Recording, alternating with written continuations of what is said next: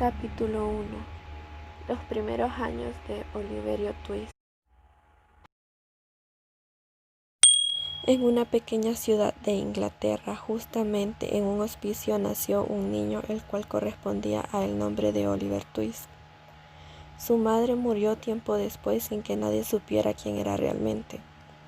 En ese mismo hospicio, Oliver estuvo sus primeros 10 meses. Luego lo enviaron a un centro donde vivían más de 20 huérfanos.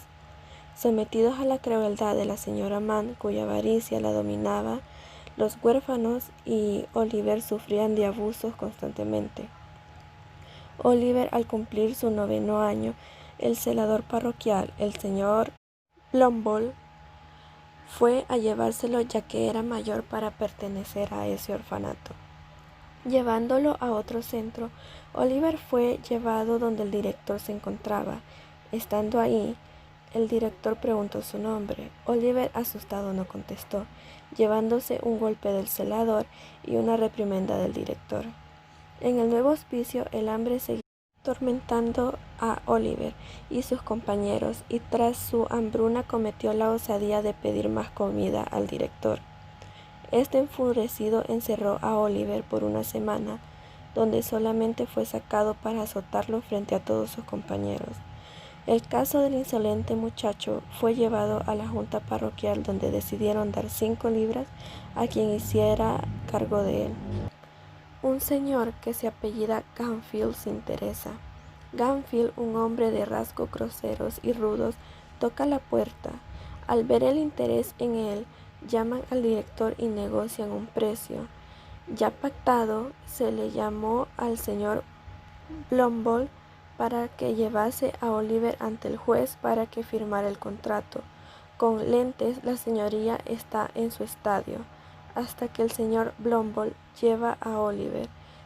Con gafas ahora, su señoría detalla a Oliver.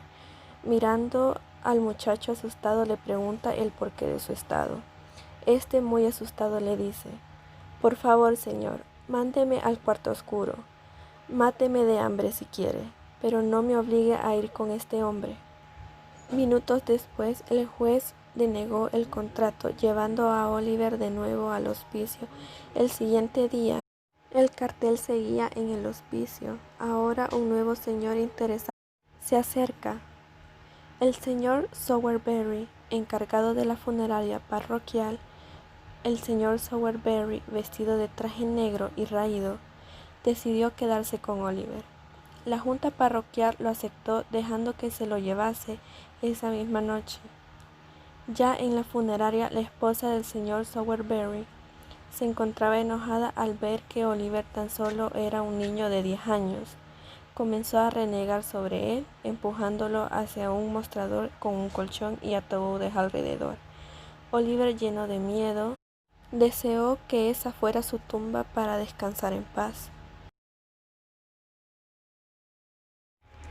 Capítulo 2.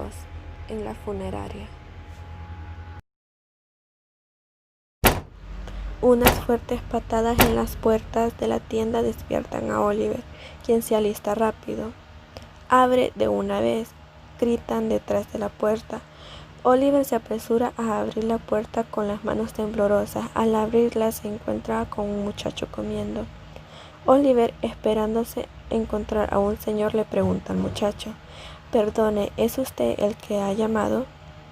El muchacho lo rectifica diciendo que es el que ha dado patadas a la puerta. Se presenta como el señor Noah Claypole. Reclama a Oliver como su subordinado, propinándole una patada. Se abre paso en la tienda, pavoneándose en ella. Oliver llevaba casi un mes en la funeraria, cuando al señor Sowerberry se le ocurrió una idea: usar a Christopher para causar una gran sensación en los entierros de los niños. A la mañana siguiente, un ataúd fue a encargar el señor Blumble para una pobre mujer de la parroquial. Yendo hacia ese lugar, pasando por las calles sucias y miserables, llegaron al lugar indicado, donde se encontraba una escena estremecedora: un cuerpo en el suelo envuelto en una sábana, un hombre agachado a su lado y unos niños mirando el cadáver. El señor se encontraba al lado del cadáver y se negaba a apartarse de él. Igualmente, el señor Sowerberry hizo su trabajo. Al día siguiente se llevó a cabo el funeral. Oliver y el señor Sowerberry, volviendo a la funeraria, el señor Sowerberry le preguntó a Oliver: «Bueno, muchacho, ¿te gusta este oficio?». Oliver respondió con sinceridad: «La verdad es que no mucho, señor». El señor Sowerberry dijo: «Ya verás que es solo cuestión de acostumbrarse». Transcurrido el mes de prueba, Oliver pasó a ser un aprendiz oficialmente, y a Noah le corría la envidia, y desde ese momento se propuso hacerle la vida imposible a Oliver.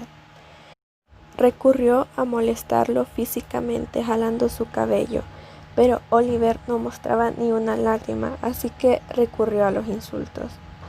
Preguntando por su madre y queriendo ahondar en el tema, Oliver no se sentía cómodo de hablar de ella y de su muerte. «Seguro que tu madre era una cualquiera». Noah, al hacer ese comentario, Oliver se le lanzó encima rojo de ira. Tomándolo por el cuello violentamente, zarandeándolo, le propinó un puñetazo mandándolo al suelo. Noah se puso a gritar por ayuda. Dos mujeres llegaron y le propinaron una paliza a Oliver, encerrándolo en el sotanillo de la basura. La señora Sowerberry mandó a Noah donde el señor Blumbull para contarle y que viniera inmediatamente. Acatando la orden, fue rápido donde el señor Blumbull, quien dijo que se ocuparía de ello. Llegando a la funeraria, Oliver estaba dando patadas en la puerta pidiendo que lo sacaran de ahí. «Soy el señor Blumbull. ¿Es que no tiemblas al oír mi voz?», pregunta el celador. Respondiendo valientemente, Oliver dijo «no». La señora Sowerberry tacha de loco a Oliver y el celador la contradice diciendo que se ha vuelto más fuerte y energético por la comida. El señor Sowerberry llegó y le contaron todo con exageraciones, que fue a sacar a Oliver del sotanillo tomándolo por la nuca, ignorando el hecho de que él estaba con sus ropas rasgadas y su cara arruñada. A pesar de eso, mostró indignación en su rostro. Oliver intentó explicar el porqué de su acto, pero no le dieron importancia. Oliver pasó todo el día en un rincón solo con un pedazo de pan. Al anochecer lo mandaron a su cama, donde lloró toda la noche, hasta que se calmó. Guardó todo lo que poseía en un pañuelo y a los primeros rayos de luz, él escapó. Pasando por el hospicio donde antes estaba, se encontró con un antiguo compañero, donde platicaron brevemente. Deseándole a su compañero que sea feliz, aunque esté en su lecho de muerte, Oliver siguió su camino.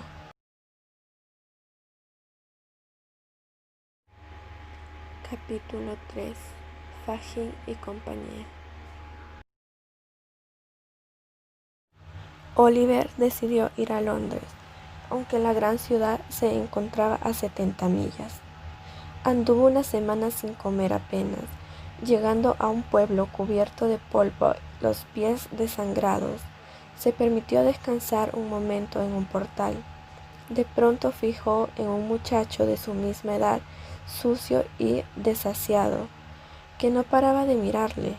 El desconocido se acercó con las manos metidas en el pantalón, quedando frente a Oliver, le dijo: «¿Qué pasó, coleguilla? ¿Tienes problemas?». Oliver, conteniendo el llanto, respondió: «Tengo hambre y estoy muy cansado. Llevo 7 días andando». El muchacho, sorprendido, también exclama su estado y va a comprar pan y jamón. De eso, Oliver hace una comida abundante. El muchacho se presenta como Jack Dawkins, alias Pillastre. Conservan un poco y deciden juntos ir a Londres, ya que Jack le ofreció alojamiento gratis. Llegaron a Londres de noche y caminaron en una calle sucia y miserable hasta una casa donde Jack dijo una contraseña para que la puerta fuera abierta. Presenta a Oliver como su nuevo compinche. Entrando en la casa, un viejo judío con aspecto repugnante se encontraba cocinando salchichas, donde la mesa se encontraban sentados varios muchachos que bebían cerveza y fumaban. Jack presentó al anciano como Fagin. Este le ofreció ser amigos y le invitó a cenar con todos.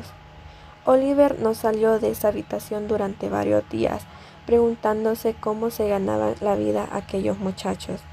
Se iban de mañana y regresaban en la noche con carteras, joyas, pañuelos de seda, y a quien regresaba con las manos vacías, Fagin los dejaba sin comer. Un día Fagin reunió a Pillastre, Oliver y otro chico llamado Charlie, para que ese día le enseñaran a Oliver el oficio. Iban los tres caminando por la calle, hasta que Pillastre para de repente. Señalando a un viejo en un puesto de libros, Pillastre dio la orden de ir por él. Oliver, horrorizado, vio cómo Pillastre, a espaldas del viejo, metía sus manos en los bolsillos y robaba un pañuelo. Oliver se dio cuenta que estaba con una pandilla de ladrones, y su único instinto fue correr. Pero, para su mala suerte, el anciano se dio cuenta del hurto y al ver a Oliver corriendo lo tomó por ladrón. Oliver corrió y corrió, pero finalmente lo atraparon. Aún negando y prometiendo que él no había sido el ladrón, la policía se lo llevó a rastras a la comisaría. El anciano duda si Oliver era el verdadero ladrón.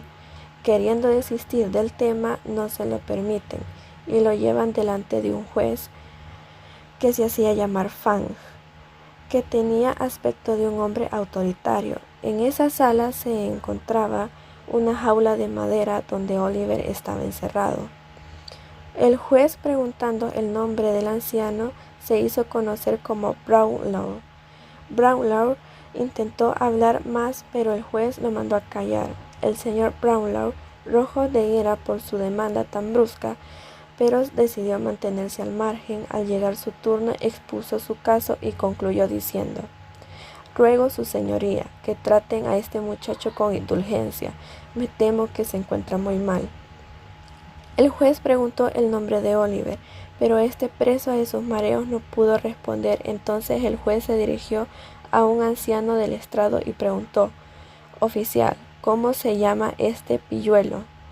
Este, al ver que prácticamente era imposible sacarle una palabra al muchacho, improvisó: «Se llama Tom White». En aquel punto del interrogatorio, Oliver suplicó por un vaso de agua. El señor Brownlow gritó advertencia de que tomaran a Oliver, ya que éste se estaba tambaleando. Finalmente Oliver cayó al suelo. El juez lo condena a 3 meses de trabajo forzado, hasta que llega un anciano de apariencia pobre a interrumpir la sala. «No se lleven al muchacho. Yo soy dueño del puesto de libros donde sucedió el robo. Lo vi todo y juro que él no es el ladrón». El juez, mirándolo con desconfianza a todos los de la sala, con indiferencia dejó a Oliver absuelto de los cargos. El señor Brownlow, ayudado por el dueño del librero, ayudó a montar a Christopher al coche, donde el señor Brownlow lo llevó a su casa, donde por primera vez Oliver fue cuidado con cariño y bondad.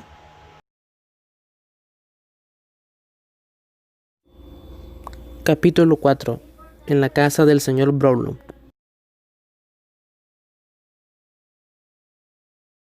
Mientras Oliver era llevado a la casa del señor Brownlow, el pillastre y Charles Beat regresaban a casa de Fagin. «¿Dónde está Oliver?», preguntó el hombre. Como no recibió respuesta, cogió al pillastre por el cuello de la camisa y, zarandeándolo, gritó: «Habla o te ahorco». «La pasma lo han trincado», contestó el pillastre asustado. En aquel momento entró gruñendo un hombre corpulento, mal vestido y de sucia apariencia, llamado Bill Skase. «¿Qué mosca te ha picado?», gritó dirigiéndose a Fagin. «¿Qué es eso de maltratar a los muchachos?», pillaco avaricioso. Los chicos le contaron el relato de la captura de Oliver. Entonces Sinks dijo con aire preocupado: «Alguien debería averiguar lo que ha pasado en esa comisaría».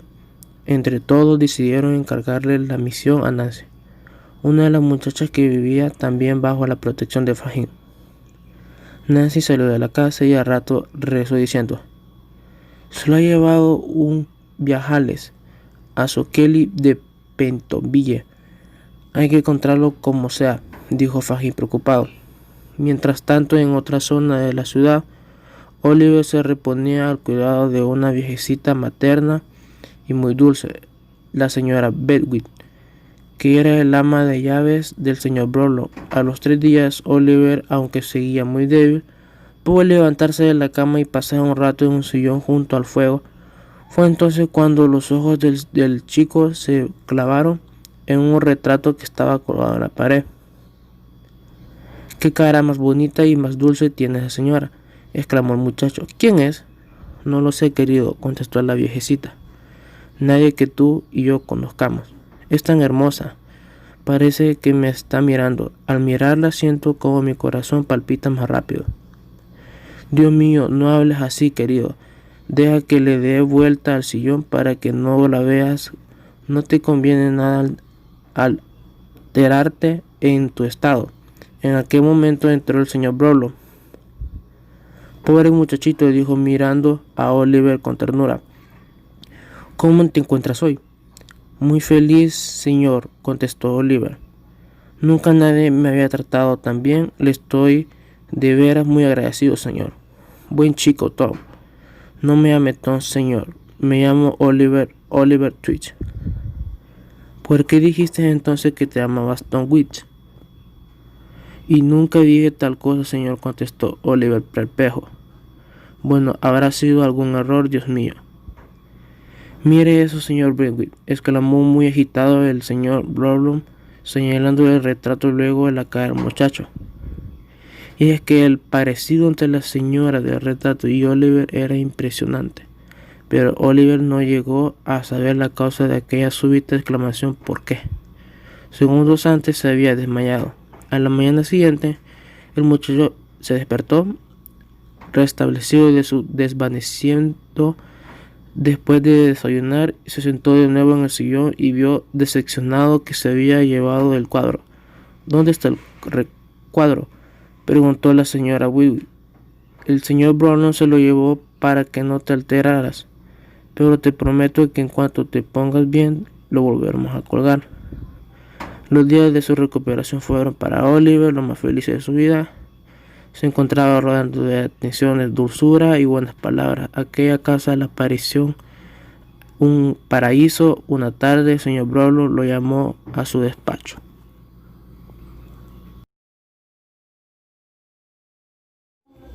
Capítulo 5. De nuevo entre ladrones. Media hora después, Oliver y los dos delincuentes entraron en una casa en ruina. El pillastre los recibió con una vela de cebo en la mano y los condujo hasta un cuarto bajo que olía a tierra, donde se encontraban Charles Biggs y Fagin. «Buenas noches, amiguito», dijo Oliver haciendo una seria referencia a modo de burla. «Caramba», exclamó el pillastre, sacando del bolsillo de Oliver el billete de 5 libras. «Si hasta trae a pasta a casa». «Eso es mío», dijo Fagin cogiendo el dinero. «¿Qué te lo has querido?», contestó Bill Hicks, arrancándole el billete de las manos. «Ese dinero es del anciano que me cuidó», se atrevió a decir Oliver, retorciéndose las manos con nerviosismo. «Déjenme aquí encerrado toda la vida si quieren, pero, por favor, devuelven el dinero y los libros. No me gustaría que pensaran que se los he robado». «Eso es exactamente lo que va a pensar todo el mundo», dijo el anciano judío. Al oír aquellas palabras, Oliver se puso de pie de un salto, miró como enloquecido de derecha a la izquierda y salió disparado de la habitación lanzándole gritos de socorro. Al instante el perro de Sinks, llamado Certero, echó a correr detrás de Oliver. «¡Sujeta a ese perro!», gritó Nancy, cerrando el paso a Six y al chucho. «Va a despedazar al muchacho». «Estaría bien empleado», contestó. «Quítate de medio, maldita. Si no quieres que te rompa el cráneo, pues tendrás que matarme si quieres que tu perro acabe con el muchacho». El ladrón mandó de un empujó a Nancy al otro lado de la habitación, justo cuando el judío y los dos muchachos volverían arrastrándose a Oliver. De modo que querías escaparte, ¿eh? Dijo el judío, agarrando un garrote de la chimenea. Si no me equivoco, hasta llamabas a la policía, ¿cierto? Y en ese momento él asestó un garrotazo en la espalda que hizo desplomarse a Oliver. Nancy arrancó el judío el garrote de la mano cuando estaba a punto de lanzarse al segundo golpe. Ya tenéis al chico, ¿qué más queréis?, gritó la joven. Ojalá que me hubiera caído muerta esta noche antes de traerlo de nuevo a Kill. A partir de ahora, el pobre está condenado a ser un ladrón y un mentiroso. ¿No te basta, Fahim? Yo he robado para ti cuando no era la mitad de pequeña que Oliver. Y llevo 12 años a tus órdenes. Tú me arrojaste a las calles frías y miserables. Y tú me vas a mantener en ellas día y noche hasta que muera. ¿Esto mismo es lo que le espera al chico? No tienes bastante. La muchacha, en un arrebato de cólera, se lanzó contra el judío. Sinks le agarró las muñecas y ella, agotada por la tensión, se desmayó.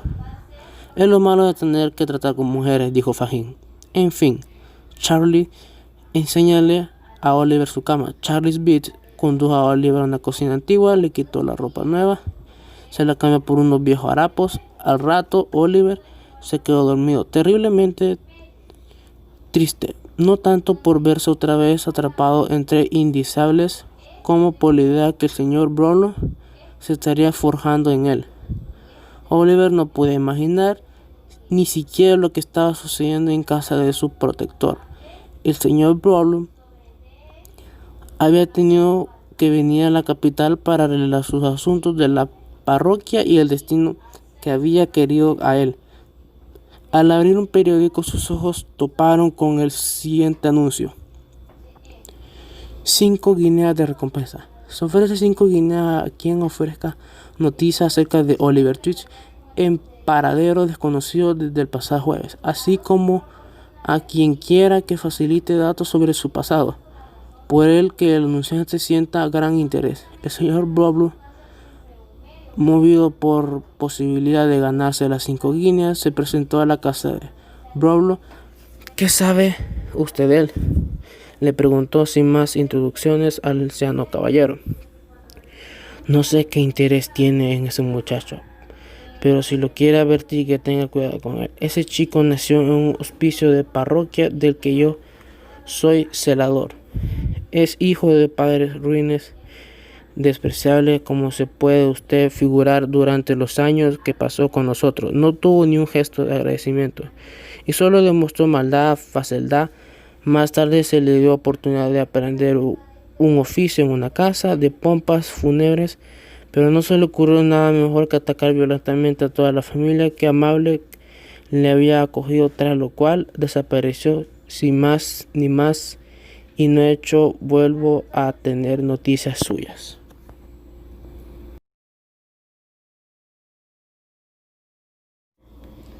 Capítulo 6. El robo. Cuando Oliver se despertó en la mañana siguiente, vio sorprendido que sus viejos zapatos habían desaparecido y en que en su lugar se encontraban otros nuevos y lustrosos. No tardó mucho en entender tal cambio. Esta noche irás a casa de Sinks, le dijo Fahim. No le dio ninguna explicación más y Oliver tampoco se atrevió a hacer preguntas. Pero antes de marcharse, dejando de nuevo a Oliver solo en casa, el ladrón le dijo: ahí tienes un libro para que lo leas mientras vienen a buscarte. Oliver cogió el libro, en el que se contaban las vidas de grandes malhechores. Eran relatos de espantosos crímenes que helaban la sangre, de asesinos secretos y cadáveres escondidos. En un ataque de pavor, arrojó el libro lejos de él, se hincó de rodillas y empezó a rezar: oh Dios mío, líbrame de ser autor o víctima de crímenes tan espantosos. Estaba todavía en aquella postura, con la cabeza hundida entre las manos, cuando se sobresaltó al oír un leve ruido. Tranquilo, Oli, soy yo, Nancy, dijo la muchacha con susurro. ¿Qué te pasa, Nancy? Estás muy pálida. Esta habitación es tan húmeda, disimuló la muchacha abrigándose con su mano. Vamos, te tengo que llevar a casa.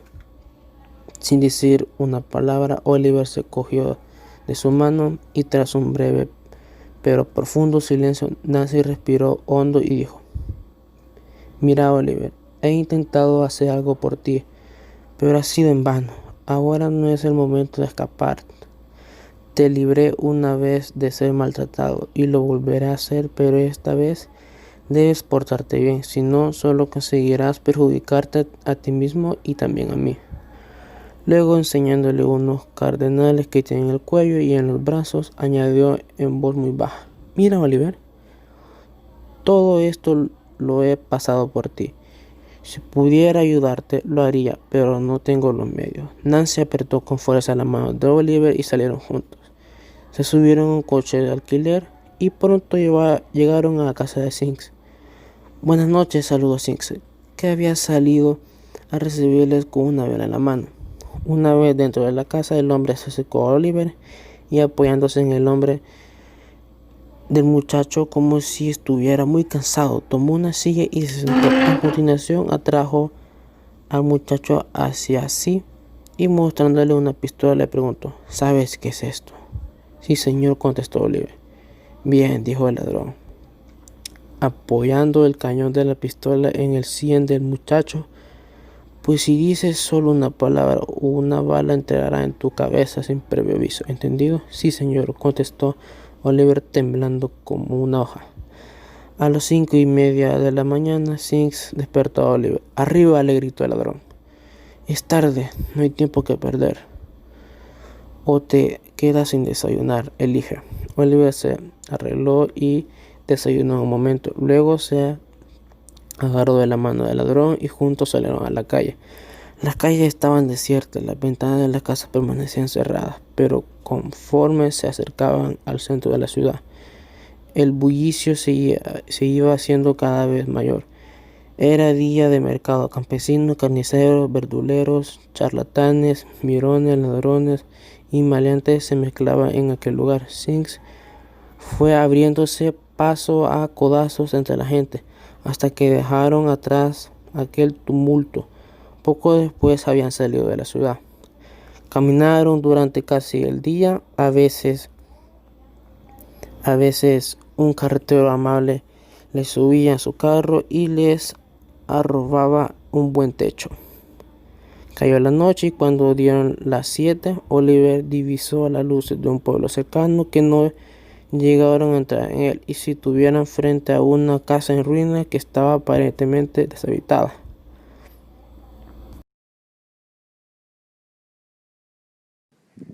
Capítulo 7. Un extraño personaje. El día siguiente, en casa de Fagin, estaba Pillastre y sus colegas rateros. El judío permanecía inmóvil, sentado frente al fuego. Había leído en los periódicos que el robo había fallado, pero no tenía noticias de Sikes, ni de Toby, ni, sobre todo, de su estimado pupilo.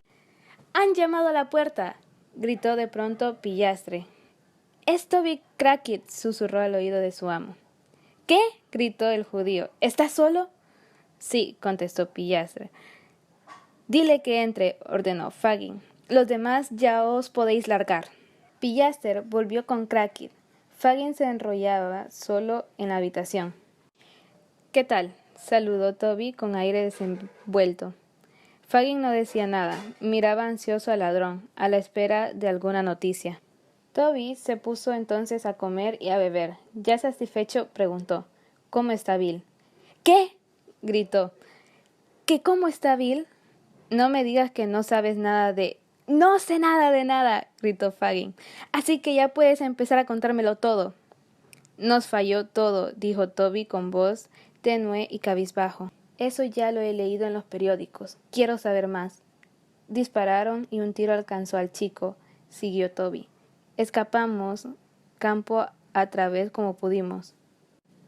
Y Oliver...». Nos pisaban los talones y el chico estaba frío como un témpano, así que nos separamos y dejamos al muchacho en una zanja. El judío no quiso escuchar más y, lanzando un grito, salió de su casa como una exhalación. Anduvo largo rato por estrechas callezuelas hasta llegar a los 3 patacones. Capítulo 8. En casa de la señora Miley. Toby no mentía. Él y Billy lo habían dejado abandonado en una zanja. Al amanecer, el niño siguió ahí, inconsciente. Se despertó sobresaltado al oír un quejido que salió de sus propios labios y reunió las pocas fuerzas que le quedaban para incorporarse. Comenzó a caminar lentamente. Llegó a un camino, al fondo había una casa, y a ella se dirigió. Cuando se dio cuenta de dónde se encontraba, «Dios mío», pensó. Intentó huir, pero no sabía a dónde, así que decidió seguir y con un último esfuerzo llamó a la puerta. Cuando oyeron llamar a la puerta, nadie se atrevió a moverse. ¿Cuál será su sorpresa cuando al abrir la puerta tan solo vieron a un niño enfermo que pedía ayuda? Sin mucha delicadeza, Giles agarró a Oliver por una pierna y un brazo, lo arrastró hasta un salón y allí lo dejó. «Señora, señora, hemos cogido a uno de los ladrones. Yo le disparé». «Giles». «Aquí estoy, señora Rose. No se preocupe, no estoy herido. El ladrón no puso gran resistencia». Aquella dama de voz delicada tenía un rostro angelical. A pesar de su juventud, la inteligencia brillaba en sus ojos azules. Todo en ella era dulzura y amor. «Llévenlo a una habitación con mucho cuidado y que Brittles vaya a buscar a un médico». El doctor pasó largo rato en la habitación con Oliver y, cuando volvió a bajar, se presentó con los demás. Cuando las damas entraron en la habitación, vieron asombradas que en la cama yacía un muchachito agotado por el dolor. «¿Qué es esto?», preguntó la señora Miley. «Ese chiquillo no puede ser el ladrón». «Los seres más jóvenes», repuso el doctor, «son a veces las víctimas perfectas del crimen». «Suponiendo que tenga razón», dijo la señorita Rose, «es también posible que ese muchachito no haya conocido nunca el amor de una madre ni el calor de un hogar, y que el hambre le haya forzado a asociarse con el peor de la sociedad. Y tú, querida tía, considera todo esto antes de permitir que se lleven a este pobre niño a la cárcel. Gracias a ti, jamás he echado de menos el amor de unos padres, pero podría haberme ocurrido y hoy estaría tan desamparada como este niño. Oh, tía, ten piedad de él». «Cariño», contestó la anciana, «yo ya soy mayor y mis días tocan a su fin. Espero que a la hora de mi muerte Dios se apiade de mí. ¿Qué puedo hacer para salvar a este niño, doctor?» «Creo que podré arreglarlo», contestó el señor Losberne, «pero con una condición. Cuando el muchacho despierte, yo mismo lo interrogaré, y si de lo que él diga deducimos que es un malvado irreductible, lo entregaremos a la justicia». Era ya de noche cuando Oliver al fin despertó. Se encontraba débil, pero estaba tan ansioso de revelar su secreto, que el médico le dio la oportunidad de satisfacer su deseo. Así fue como Oliver contó su triste historia. Durante los días que siguieron, Oliver fue recuperándose gracias a los cuidados de la señora Miley, de Rose y del doctor Losberne. Estaba aún muy débil, pero no dejaba de manifestar su agradecimiento a las 2 damas con las que se sentía profundamente unido. Un día Rose le dijo: «Oliver, vamos a ir a pasar una temporada al campo y mi tía quiere que vengas con nosotros. El aire puro te vendrá bien». En el campo todo fue calma y paz para Oliver. Capítulo 9. La enfermedad de Rose. Una tarde de verano, tras un largo paseo, Rose manifestó sentirse mal. Rose se alejó, pálida como el mármol, hacia su dormitorio. La anciana señora, cuando se encontró a solas con Oliver, no pudo reprimir su angustia. «¡Oh, Oliver!», exclamó sollozando. «Me temo lo peor. Mi querida Rose, ¿qué haría yo sin ella?» «Estoy convencido que Dios no la dejará morir», dijo Oliver entre sollozos. A la mañana siguiente, Rose tenía una fiebre muy alta. «Oliver», dijo la señora Miley, Hay que mandar urgentemente esta carta al doctor Losberne. Llévala a la posada de la aldea y échala al correo. Oliver corrió hasta llegar a la posada. Una vez enviada la carta, salió del establecimiento y tropezó con un hombre de ojos grandes y negros, que él iba envuelto en una capa. —¿Pero qué es esto? —gritó el hombre. —¿Serás capaz de salir de tu tumba para ponerte en mi camino? Oliver, asustado por la loca mirada de aquel salió corriendo. Cuando llegó a casa, Rose estaba delirando. Aquella noche nadie durmió, y a la mañana siguiente llegó el doctor Losberne, quien confirmó la gravedad de la muchacha. Rose se sumió en un profundo sueño de que saldría bien para vivir, bien para decirles adiós. Oliver y la señora Maylie permanecieron inmóviles durante varias horas a la espera de que el doctor Losberne les diera la tan temida noticia. Este salió por fin de la habitación y se acercó a ellos. —¿Cómo está Rose? Dígamelo enseguida —gritó la señora Maylie. —Déjame verla, por Dios, ¿ha muerto? —No —exclamó el doctor—, cálmese por favor. Rose vivirá para hacernos felices muchos años más. A medida que pasaban los días, Rose se recuperaba con asombrosa rapidez. Pero un extraño acontecimiento vino a romper la tranquilidad que se vivía en la casa. Oliver se encontraba haciendo los deberes en un cuartito. Llevaba ahí mucho rato. Se encontraba cansado y se quedó medio dormido. Durante su duermevela, el aire se volvió de repente denso, y Oliver, horrorizado, creyó encontrarse de nuevo en casa de Fagin. —¡Mira! —oyó decir al judío—, ¡es él! —Ya te lo había dicho —respondió otro hombre. Fue entonces cuando Oliver despertó, sobresaltado y presa del pánico. Miró por la ventana y allí, muy cerca de él, estaba el judío mirándole muy fijamente. La sangre se le heló. Se vio momentáneamente paralizado del espanto. Junto a él se encontraba, además, aquel hombre violento que le había abordado a la salida de la posada. La visión duró tan solo unos instantes, y los dos hombres desaparecieron en un abrir y cerrar de ojos.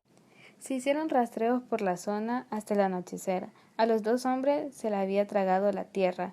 El susto le duró a Oliver unos días más. Capítulo 10. El matrimonio Bumble.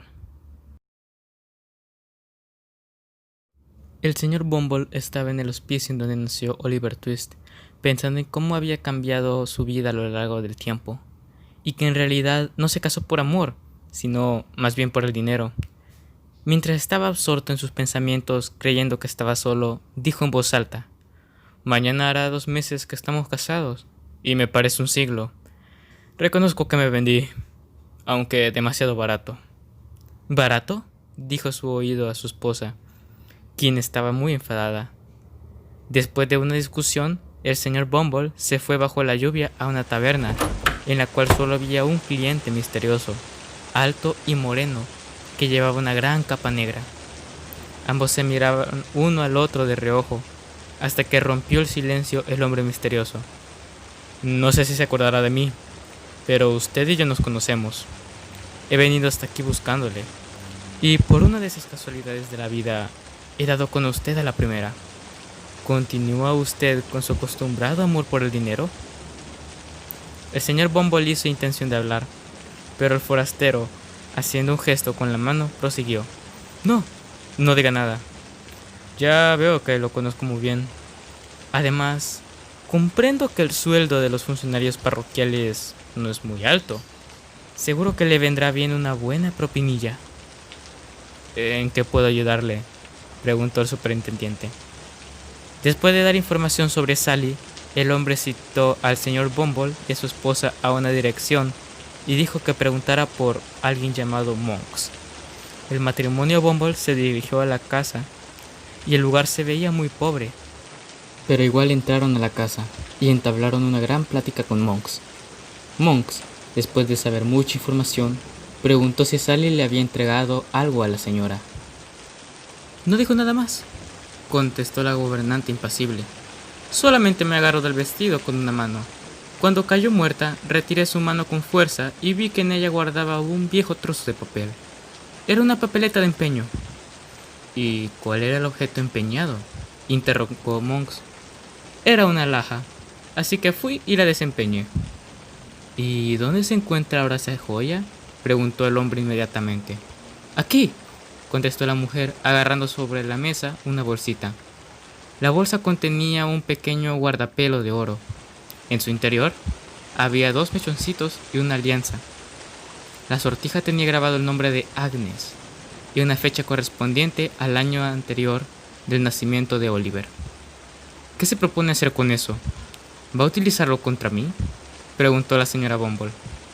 Ni contra usted ni contra nadie, contestó Monks, arrastrando la mesa a un lado y abriendo una trampilla que se encontraba junto a los pies del señor Bumble. Miren ahí abajo. Las turbias aguas del río corrían velozmente bajo ellos. Monks sacó la bolsita, la ató a un pequeño peso de plomo que estaba en el suelo y la tiró al agua. ¡Hecho!, exclamó Monks, aliviado. Prueba destruida. Ahora lárguese de aquí cuanto antes. Capítulo 11. El coraje de Nancy. Al día siguiente, Nancy fue a casa de Fagin para recoger un dinero que el judío le debía a Bill Sikes. Allí coincidió con Monks. He de decirte algo, a solas, le dijo Monks a Fagin. Los dos hombres subieron a una habitación de la planta superior y se encerraron para hablar en privado. Nancy, con la intención de espiar a la conversación, se quitó los zapatos, subió de puntillas las escaleras y se plantó en la puerta del cuarto donde Monks y Fagin se habían reunido. Al rato, la muchacha volvió a bajar con aspecto de encontrarse fuertemente impresionada. Segundos más tarde, Monks se marchó. A continuación, Fagin le entregó a Nancy el dinero que había vendido a buscar y ambos se despidieron. Ya en la calle, Nancy se sentó en un portal, incapaz de seguir caminando, y rompió a llorar. Nancy, finalmente, cuando se encontró más tranquila, volvió a su casa. Había tomado una decisión. Iba a dar un gran paso aquella misma noche. En cuanto Sikes, que estaba enfermo, se hubiese dormido, a la hora en la que el ladrón debía tomar su medicina, Nancy la preparó, como siempre, y añadió un potente somnífero. En breves instantes, el enfermo cayó en un profundo sueño, momento que la muchacha aprovechó para marcharse. Después de andar más de una hora, llegó al barrio más rico de la ciudad y se dirigió a un pequeño hotel. Cuando llegó a la puerta, vaciló un momento y entró. Rose miró a la muchacha que se encontraba frente a ella y le dijo dulcemente: «Soy Rose Maylay. ¿Deseaba usted verme?» Nancy, ante tanta dulzura, rompió a llorar. «¡Ay, señora!», exclamó. «¡Cuánto le agradezco que haya querido recibirme! Mi nombre es Nancy».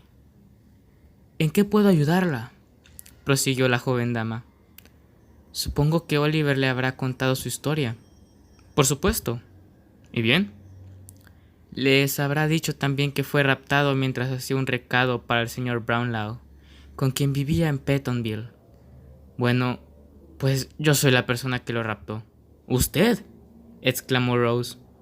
«Sí, y lo llevé a casa de un miserable llamado Fagin, que obliga a muchachos indefensos a robar para él», gimió Nancy. «Y si ellos se enteran de que he venido, me matarán». «No se preocupe, querida, no sucederá nada», dijo Rose mientras estrechaba dulcemente la mano de la afligida muchacha. Después de contarle todo sobre Monk y Fagin, Nancy se tuvo que ir. Y al rato, Oliver regresaba a la mansión de campo y entra a la habitación. Y Oliver, quien llegaba, lloró de la felicidad, pues acababa de ver al señor Brownlow. Lleno de alegría, se precipitó hacia el interior del coche para abrazar al muchacho. Cuando entraron a la casa, el señor Brownlow llamó a la señora Bedwin, y cuando ésta entró al salón, Oliver se echó sus brazos entre lágrimas. «¡Bendito sea Dios!», dijo la anciana. «¡Si es Oliver Twist!».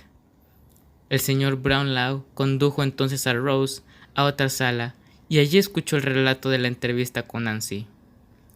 «¿Qué diablos hay que hacer entonces?», gritó el doctor Losborne lleno de ira. «Debemos proceder con mucho cuidado», contestó el señor Brownlow. «Lo importante es descubrir quién es realmente Oliver y devolverle la herencia de la que se ha sido despojado. Pero antes, debemos averiguar de Nancy y los nombres de los lugares donde suele ir ese tal Monks. Aquella noche convinieron poner al tanto de lo ocurrido al señor Ringweb, a Harry Maylie y sobre todo dejar a Oliver al margen.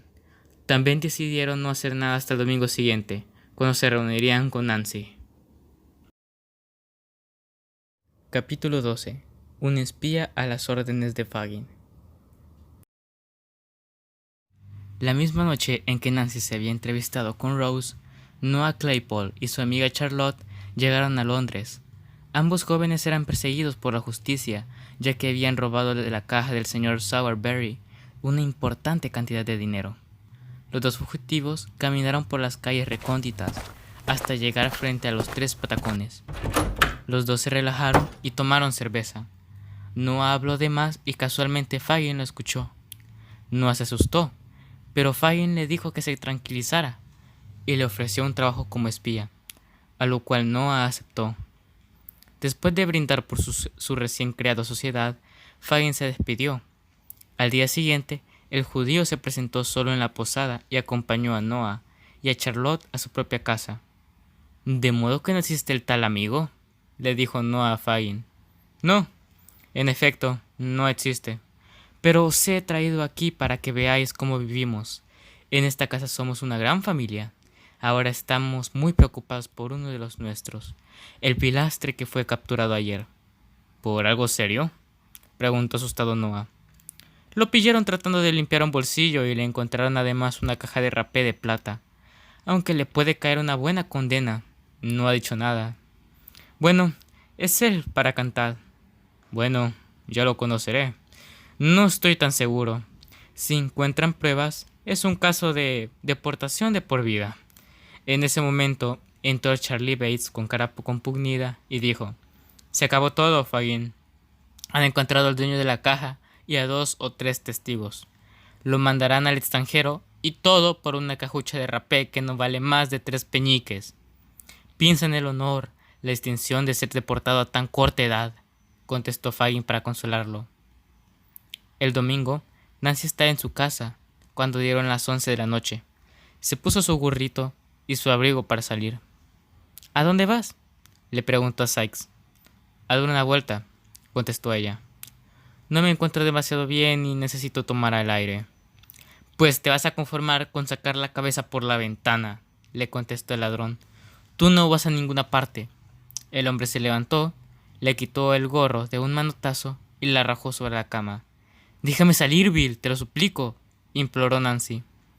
Fagin, que estaba en casa de Bill en aquel momento, no movió ni un dedo por la muchacha. Bill Sykes la agarró con fuerza, la sentó en una silla y allí la mantuvo inmóvil durante un rato. Cuando dieron las 12, la muchacha se dio por vencida y con los ojos hinchados y rojos empezó a mecerse hasta quedarse completamente dormida. Fagin cogió entonces su sombrero y se despidió. De camino a su casa, Fagin empezó a pensar de qué le podía pasar a Nancy, que se hubiera cansado de Bill Sykes, que la trataba peor que un perro y se hubiera enamorado de otro hombre. Pensó que sí era así. El nuevo amor de Nancy podría ser una buena adquisición, y aún más con una consejera lista y experimentada como ella. «Habrá que echarle el guante», se dijo Fagin a sí mismo. «Sería una buena manera de quitarme de en medio a ese odioso Sykes. Y además, mi influencia sobre la muchacha sería ilimitada si me convierto en cómplice de su infidelidad». Fue entonces cuando el judío se dirigió a la posada para proponerle a Noah Claypole que fuera su espía. «Te necesito», le dijo, «para un trabajo que requiere discreción y cautela. Solo se trata de seguir a una mujer y de saber a dónde va, a quién ve y lo que le dice. Te daré 1 libra». «¿A quién hay que seguir?», preguntó Noah. «Es una de las nuestras», contestó el judío. «Se ha echado nuevos amigos y he de saber quiénes son. Ella no te conoce, por eso eres mi hombre». «Trato hecho», concluyó Noah. Capítulo 13. Terribles consecuencias. Nancy logró hablar con la señorita Rose y el señor Brownlow, pero Noah los descubrió, así que, luego que los señores se marcharan y Nancy se fuera a su casa, Noah fue a decirle a Fagin y Fagin le contó a Bill Sikes. Sikes, colérico, fue a donde Nancy y la mató. Quemó sus ropas y la dejó ahí hasta que cayeron los rayos del sol sobre el cuerpo muerto de Nancy. Sikes pensó que nadie se iba a dar cuenta, pero toda la gente se unió contra él y lo venían como un monstruo y exigían la muerte de Sikes. Sikes fue apresado. Capítulo 14. La confesión de Edward Leeford.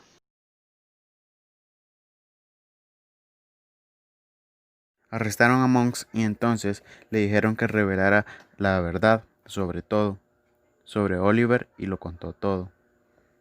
Se solucionaron las cosas y todo empezó a mejorar. Aquella noche Rose y Oliver hallaron un padre y una hermana y una madre. Y así cada uno se encontró con su destino, inclusive Fagin, quien aquella noche pasaba las últimas horas de su vida en una celda, a la espera de que lo ejecutaran al alba. Rose y Harry se casaron 3 meses después en una pequeña iglesia. La señora Miley se fue a vivir con ellos y vivió dichosa los últimos años de su vida. El señor Brownlow adoptó a Oliver y ambos se fueron a vivir con la señora Bedwin a un lugar cercano a aquel donde vivían los Miley. Monks, tras derrochar su parte de la herencia en América, volvió a las andanzas y pasó largas temporadas en la cárcel, donde finalmente murió, víctima de uno de sus habituales ataques. El señor y la señora Bumble, privados de sus cargos, fueron sumiéndose poco a poco en la miseria y murieron en el mismo hospicio donde una vez habían reinado despiadadamente sobre otros.